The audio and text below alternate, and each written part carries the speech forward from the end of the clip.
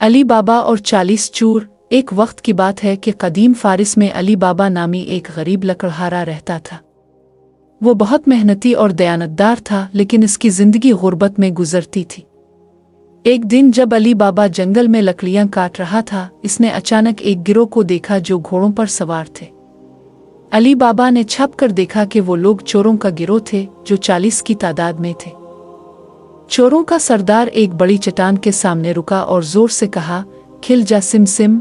अली बाबा हैरान रह गया जब उसने देखा कि चट्टान 2 हिस्सों में बंट गई और एक खुफिया गार का दरवाज़ा खिल गया। चोर एक एक करके अंदर दाखिल हो गए और कुछ देर बाद जब वो बाहर आए तो गार का दरवाज़ा फिर से बंद हो गया।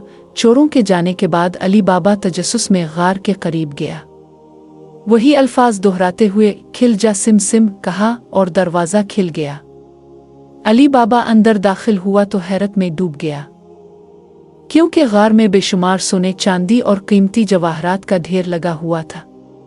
वो समझ गया कि ये चोरों की लूटी हुई दौलत है। अली बाबा ने थोड़ा सा सुना लिया और जल्दी से वापस अपने घर आ गया। इसने अपनी बीवी को सब कुछ बताया और दोनों ने सोने को संभाल लिया। अली बाबा ने सोचा कि वो इस दौलत को नेक कामों में इस्तेमाल करेगा और चोरी शुदा दौलत को वापस नहीं लेगा। अली बाबा का भाई कासिम, जो कि बहुत लालची था, इसके अमीर होने का राज जानने की कोशिश करने लगा। जब अली बाबा ने इसे गार के बारे में बताया तो कासिम लालच में आकर फौरन गार में जा पहुंचा, लेकिन जब इसने सूना जमा किया तो वो जुमला भूल गया जिससे गार का दरवाज़ा खिलता था। कासिम वहीं फंस गया। चोर जब वापस आए तो उन्होंने कासिम को गार में पाया और इसे कत्ल कर दिया। अली बाबा को जब अपने भाई की मौत का पता चला तो वो बहुत गमगीन हुआ, लेकिन इसने कासिम की लाश को चुपके से दफना दिया ताकि चोरों को शक ना हो। चोरों का सरदार ये जानना चाहता था कि कौन है जो उनकी दौलत ले जा रहा है, लिहाजा वो अली बाबा को ढूंढने की कोशिश करने लगा।